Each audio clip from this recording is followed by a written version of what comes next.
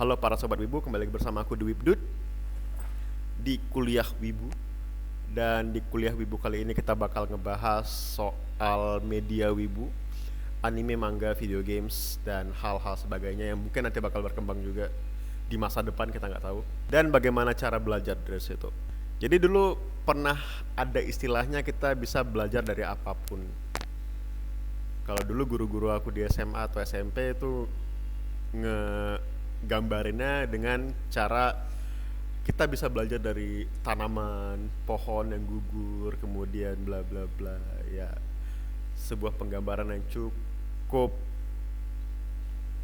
harfiah. Ya, cuman nggak salah sih. Cuman itu sebenarnya lebih ke arah kita bisa belajar dari apapun bila kita peka mengenai sekitar kita dan sekeliling kita. Nah, begitu pula dengan hal-hal media wibu tadi. Media wibu seperti anime, manga, dan juga video game. Kalau kita peka sedikit aja, sebenarnya kita bisa belajar banyak dari hal-hal tersebut. Dan aku salah satu orang yang belajar dari hal itu. Dan karena itu juga aku membuat YouTube channel ini. Dan karena itu juga aku specifically ngebuat video ini. Karena aku ingin kalian juga paham cara belajar dari hal-hal itu, dan juga membuka pikiran kalian kalau hal-hal yang kalian konsum buat entertainment itu nggak hanya sekedar entertainment, nggak hanya sekedar histeris melihat waifu kalian atau husbando kalian. Ya itu juga bagian dari kesenangannya sih, cuman ya nggak cuman itu. Aku punya background sastra Inggris, jadi aku bakal memaparkan ini dengan sedikit perbandingan dengan karya sastra. Karya sastra itu sekarang sangat banyak sekali, nggak sekarang sih, dari dulu itu banyak penelitian-penelitian mengenai karya sastra dan sangat disakralkan gitu, terutama kayak mungkin karya-karya Shakespeare, Charles Dickens, itu hal-hal yang udah sangat booming di penelitian sastra. Hal-hal ya, novel-novel, drama, puisi-puisi, yaitu ada hal-hal yang sangat senang diteliti oleh ahli bahasa, linguis, dan juga peneliti-peneliti sastra. Yang dikaji adalah selain bahasanya juga nilai-nilai yang terdapat di dalam karya-karya tersebut. Nah, apa hubungannya sama media-media hiburan tadi? Media-media wibu tadi. Sebenarnya kalau kalian paham, media-media wibu itu anime, video game, manga, dan juga karya-karya terkenal kayak novel, drama, puisi, cerpen. Itu sama aja, itu hanya media narasi, dan semua itu masuk ke dalam naratologi namanya, ilmu bercerita. Dulu hal-hal ini bisa terkenal karena ya aku rasa emang orang suka dengar cerita, dan di naratologi sendiri pun udah mengakui hal itu, mengakui kalau yang namanya video games, anime, dan manga itu emang udah termasuk dalam cara-cara bercerita. Jadi kalau misalnya kalian sekarang ingin meneliti cerita, sastra, bahasa, itu udah gak terbatas dalam tulisan lagi. Kalian sudah bisa masuk ke media-media sekarang, multimedia. Dan salah satu teori yang aku pelajari adalah multimodal. Itu kurang lebih mentranslate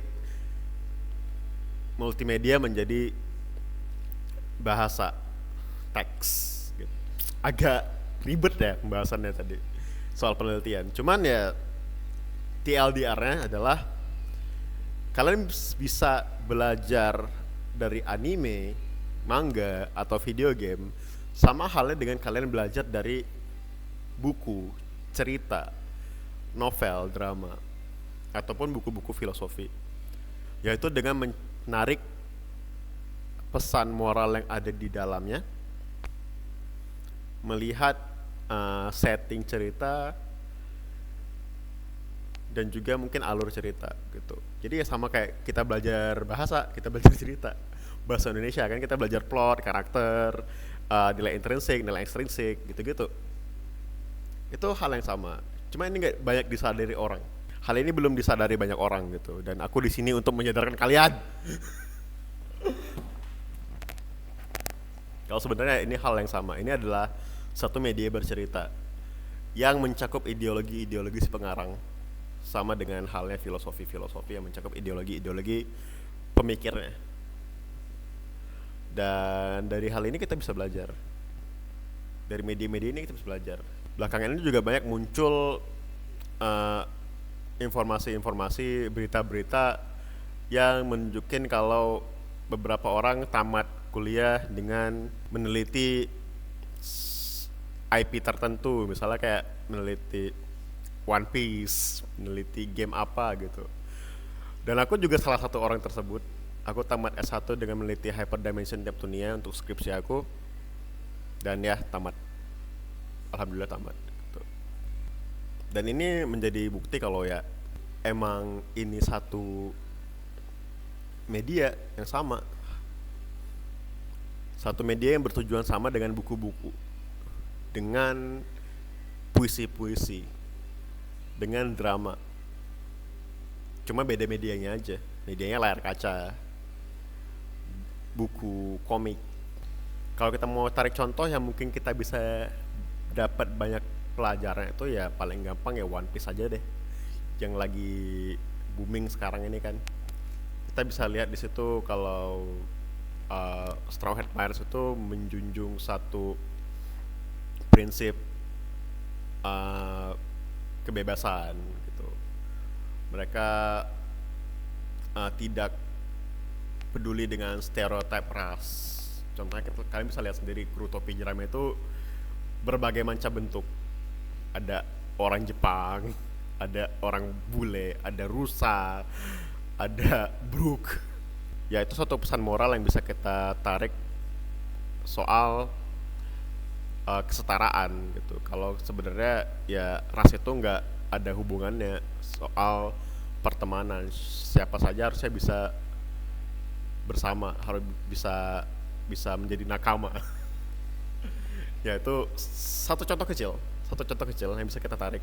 Nah itu ya sama ketika kita belajar cerita-cerita cerpen waktu kita di SD dulu belajar bahasa Indonesia, kita belajar soal unsur intrinsik, soal nilai moral dari satu cerita. Dan juga itu hal-hal yang diteliti oleh peneliti-peneliti sastra, peneliti-peneliti bahasa gitu. Ya cuman ya kebetulan ini medianya aja yang beda gitu. Dan bahkan sekarang di luar negeri udah banyak yang menganggap hal ini gitu, sampai udah ada teori multimodal. Multimodal itu ada satu teori yang mentranslate multimedia menjadi teks agar bisa diteliti secara bahasa ataupun sastra. Jadi ya emang ini adalah evolusi media kalau menurut aku. Jadi kalau aku sih bilangnya sastra itu juga berubah mengikuti zamannya. Karena zaman dulu juga hal ini terjadi. Dari orang yang membaca buku novel-novel kemudian muncul Shakespeare dengan drama-dramanya. Sampai sekarang kita masih mengetahui Romeo and Juliet. Hal itu udah berkembang lagi sekarang menjadi layar kaca. Ada telenovela, ada anime, ada manga, ada film. Ya sekarang kita lihatnya itu hanya hal-hal yang apa ya, yang bahkan beberapa orang nganggapnya itu hal yang kekanak-kanakan kasarnya gitu.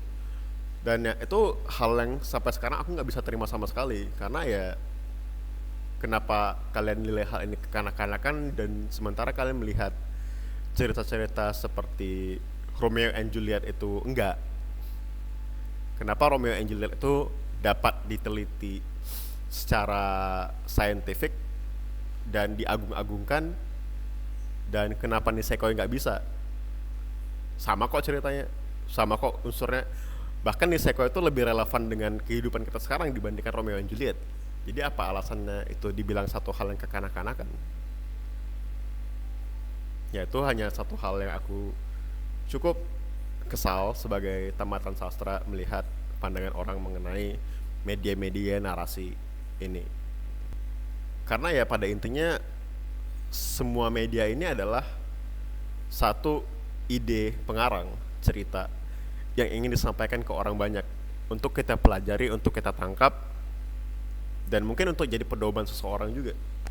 Ya jadi buat kalian sekarang yang lagi nonton anime, lagi baca manga, main video games, mungkin sekarang kalian boleh lebih peka lagi. Instead of cuma main, cuma menikmati. Selain itu, Jadi aku nggak bilang kalian harus berhenti menikmati, kalian harus berhenti melihat ini sebagai satu kesenangan. Tapi selain itu juga ketika kalian selesai menonton itu, selesai membaca itu, resapi lagi, coba lebih peka lagi. Apa yang ingin disampaikan dari karya itu? Kayak tadi ku bilang One Piece ingin mencoba menyampaikan soal kebebasan, atau mungkin yang lagi rame Attack on Titan soal Eren yang ingin menyampaikan ideologi untuk menyelesaikan satu konflik, harus ada konflik yang lebih besar, jadi orang bersatu untuk menghancurkan konflik yang lebih besar itu. Atau mungkin hal-hal lain gitu, hal dari manga-manga atau anime-anime lain. Jadi ya itu, segampang itu caranya belajar dari hal-hal ini gitu. Dan itu tadi ku bilang nggak ada bedanya sama karya sastra. Oke, aku Dwi Bdut. Sekian untuk video kali ini. Sore Dewa Mata Ashta.